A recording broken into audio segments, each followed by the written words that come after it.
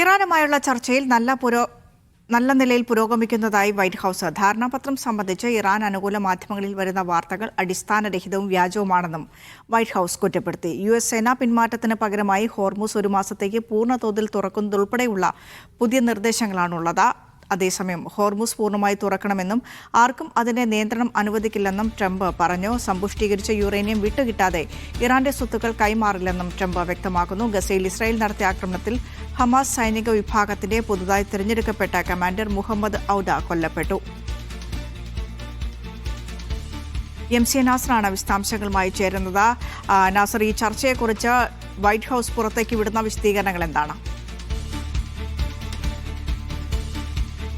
വിനീഷ, വലിയ പ്രതീക്ഷയിലാണ് ലോകം ഈ ചർച്ചയെ നോക്കിക്കാണുന്നത്. പിന്നിട്ട ദിവസങ്ങളിലൊക്കെ ആ ചർച്ചകൾ നടക്കുമ്പോൾ ഏത് ഘട്ടത്തിലും ഒരു കരാറിലേക്ക് എത്തുമെന്നൊരു പ്രതീക്ഷയുണ്ടായിരുന്നു. ഇന്ന് വൈകിട്ടും വൈറ്റ് ഹൌസ് നേതൃത്വവും അതോടൊപ്പം തന്നെ ഇറാനിയൻ നേതൃത്വവും ചർച്ച വളരെ ശുഭകരമായിട്ടുള്ള രീതിയിൽ തന്നെ മുന്നോട്ട് പോകുന്നതായിട്ടുള്ള ഒരു പ്രതികരണം നടത്തിയിരുന്നു. പാക് പ്രധാനമന്ത്രി ഷഹബാസ് ഷെരീഫും ഏറെക്കുറെ ഈ ചർച്ച മുന്നോട്ട് പോകുന്നതായും കരാർ അധികം വൈകാതെ തന്നെ ഒപ്പുവെക്കാൻ സാധിക്കുമെന്നൊരു പ്രത്യാശയായിരുന്നു നൽകിയത്. പക്ഷെ അല്പം മുമ്പ് ട്രംപിന്റെ തന്നെ പ്രതികരണം ഒരുപക്ഷെ ഈ ചർച്ചയെ സംബന്ധിച്ചുള്ള ആ വലിയ പ്രതീക്ഷയ്ക്ക് വലിയ തിരിച്ചടി ഏൽപ്പിച്ചിരിക്കുകയാണ്. അതിൽ പ്രധാനമായിട്ടും ട്രംപ് വ്യക്തമാക്കുന്നത് ഹോർമസിന്റെ നിയന്ത്രണം ഏതെങ്കിലും ഒരു രാജ്യത്തിന് കൈമാറുന്ന പ്രശ്നം തന്നെ ഉദിക്കുന്നില്ല. അത് പൂർണ്ണമായിട്ടും ഒരു സ്വതന്ത്ര കപ്പൽ പാതയായി തന്നെ തുടരേണ്ടതുണ്ട്. അത് എത്രയും പെട്ടെന്ന് തുറക്കണം എന്നതാണ് തന്റെ നിർദ്ദേശം. ആ നിർദ്ദേശം അനുസരിച്ചാണ് ചർച്ചകൾ മുന്നോട്ട് പോകുന്നതെന്ന് പറയുന്നു. അതോടൊപ്പം തന്നെ ഇറാന്റെ പിടിച്ചുവെച്ച സ്വത്തുക്കൾ കൈമാറുന്നത് ഈ ഒരു ധാരണാപത്രത്തിലെ വലിയ ഒരു പ്രതിബന്ധമായിട്ട് നിലനിൽക്കുന്നുണ്ട്. അക്കാര്യത്തിൽ അമേരിക്കൻ താൽപര്യങ്ങൾ ഉയർത്തിപ്പിടിക്കുമെന്നാണ് ട്രംപ് വ്യക്തമാക്കുന്നത്. കാരണം ശക്തമായിട്ടുള്ള ഒരു പെരുമാറ്റം ഇറാൻ മെച്ചപ്പെടുത്താതെ ഒരിക്കലും തന്നെ പിടിച്ചുവെച്ച സ്വത്തുവകകൾ ഇറാന് കൈമാറുന്ന ഒരു പ്രശ്നം ഉദിക്കുന്നില്ലെന്ന് പറയുന്നു.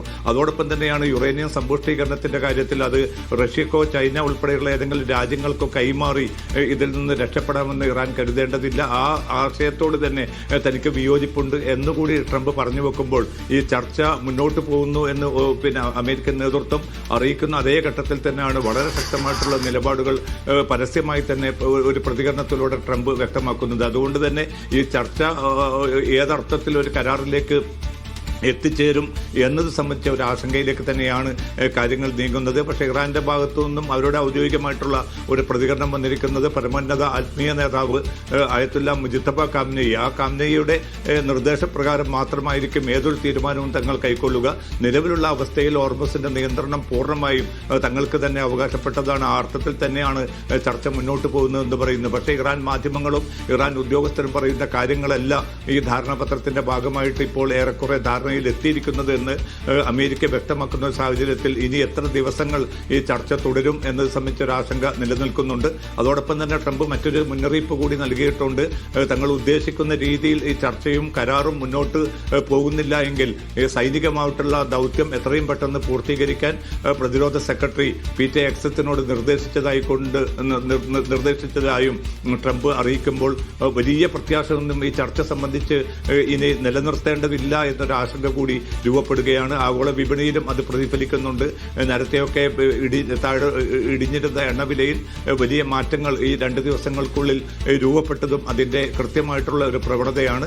പക്ഷേ മധ്യസ്ഥ രാജ്യങ്ങൾ പരമാവധി നീക്കങ്ങൾ ഇതുമായി ബന്ധപ്പെട്ട് തുടരുന്നുണ്ട്. ഇപ്പോൾ ഖത്തറും അതോടൊപ്പം തന്നെ ഈജിപ്ത്, തുർക്കി എന്ന രാജ്യങ്ങളും പാകിസ്ഥാനും ഒപ്പം ചേർന്നുകൊണ്ട് ഇരുകൂട്ടർക്കുമിടയിൽ രമ്യമായിട്ടുള്ള ഒരു ഫോർമുല രൂപപ്പെടുത്താനുള്ള നീക്കത്തിലാണ് ഏർപ്പെട്ടിരിക്കുന്നത്. പക്ഷേ റിപ്പബ്ലിക്കൻ വിഭാഗത്തിൽ നിന്ന് തന്നെ വലിയ ശക്തമായിട്ടുള്ള എതിർപ്പ് നിലവിലുള്ള ഈ ധാരണാപത്രത്തിനെതിരെ രൂപപ്പെട്ടിരിക്കുന്ന സാഹചര്യത്തിലായിരിക്കണം ഒരുപക്ഷെ ട്രംപ് വളരെ പ്രകോപനപരമായിട്ടുള്ളൊരു പ്രതികരണം ഇപ്പോൾ നടത്തിയിരിക്കുന്നത്.